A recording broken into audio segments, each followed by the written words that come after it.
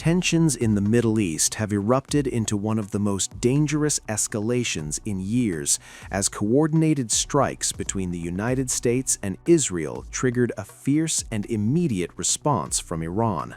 Iranian state media reported that at least 51 people were killed after a strike hit a girls' elementary school in Minab, in Hormozgan province in southern Iran.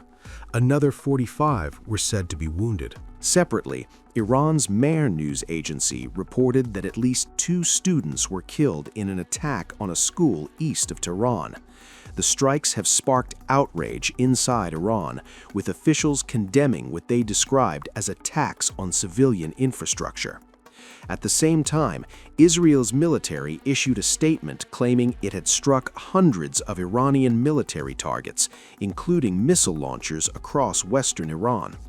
The Israeli Defense Forces said the Air Force was actively intercepting incoming retaliatory attacks, signaling that a broader confrontation was already underway. Iran responded within hours. Explosions were heard across northern Israel as air defense systems were deployed to intercept incoming Iranian missiles. There were no immediate reports of casualties, but the barrage marked a dramatic expansion of the conflict. Iran's Fars news agency also claimed Tehran launched strikes on U.S. military installations across the Gulf, naming Al Udeid base in Qatar and the U.S. Navy's 5th Fleet headquarters in Bahrain as targets. Blasts were reported in several Gulf states hosting American forces, including Qatar, Kuwait, the UAE, and Bahrain. Domestically, Israel moved swiftly into emergency footing.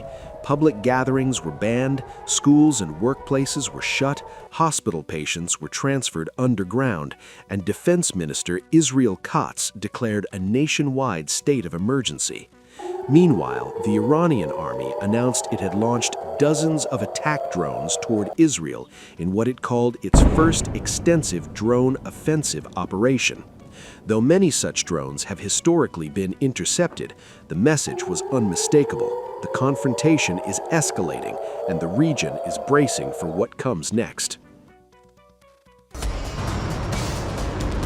Iran has confirmed it fired the first wave of missile and drone attacks at Israel, after the United States and the Israeli military targeted several parts of the country.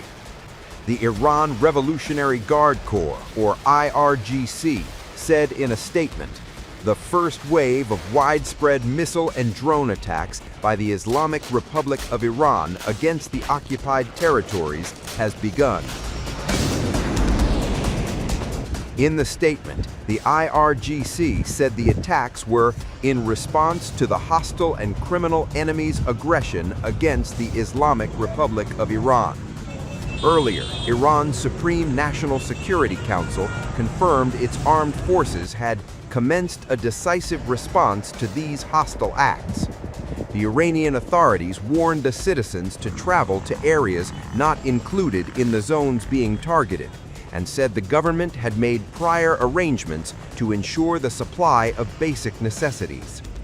Iranian TV released footage on Saturday showing destruction in Tehran following U.S.-Israel attacks on the Iranian capital, Tehran. The footage shows a crater, plumes of smoke, and the debris of buildings caused by the attacks. Sirens rang out across Jerusalem and other parts of Israel as the country remains on high alert after carrying out strikes on Iran. Explosions were also heard as the country worked to intercept incoming Iranian missiles. You can hear the sirens are going off right now, and this is indicating essentially that there is a barrage of missiles, Israel's army says, coming towards Israel from Iran. And this is a retaliatory attack. These sirens are coming hours after Israel and the U.S. launched an attack on Iran early Saturday morning. President Trump said on Saturday that this was a major attack on Iran. He said that Iran was continuing to develop nuclear weapons, and he encouraged the people of Iran, he said, to take their government.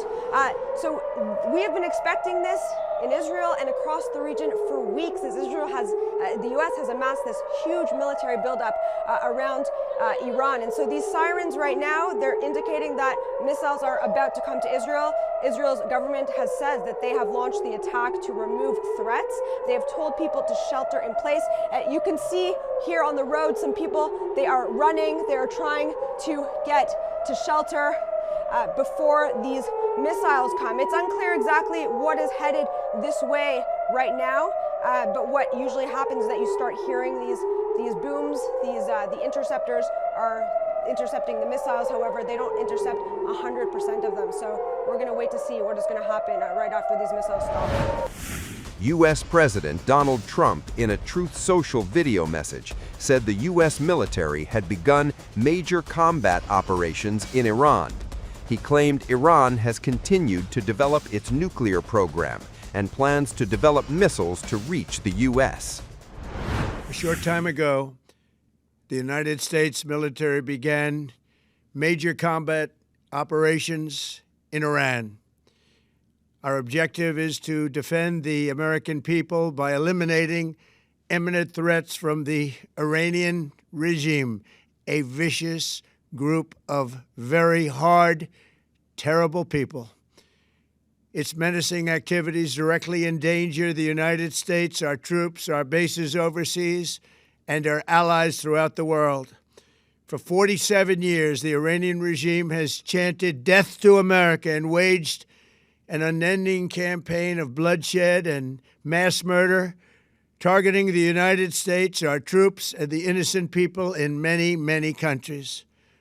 Among the regime's very first acts was to back a violent takeover of the U.S. Embassy in Tehran, holding dozens of American hostages for 444 days.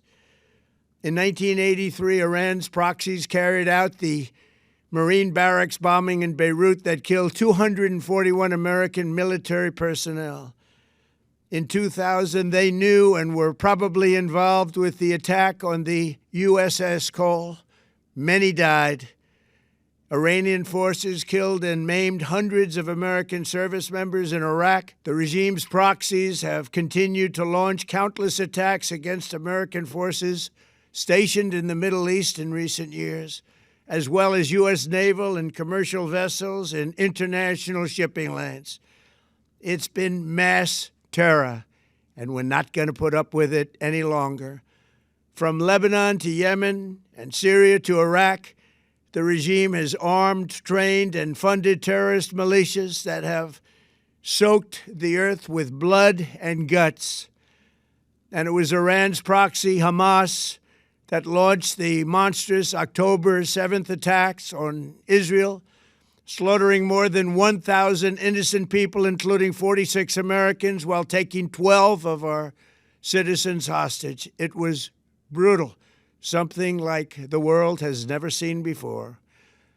Iran is the world's #1 state sponsor of terror and just recently killed tens of thousands of its own citizens on the street as they protested. It has always been the policy of the United States, in particular, my administration, that this terrorist regime can never have a nuclear weapon.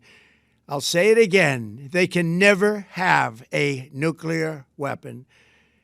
That is why in Operation Midnight Hammer last June, we obliterated the regime's nuclear program at Fordow, Natanz, and Isfahan.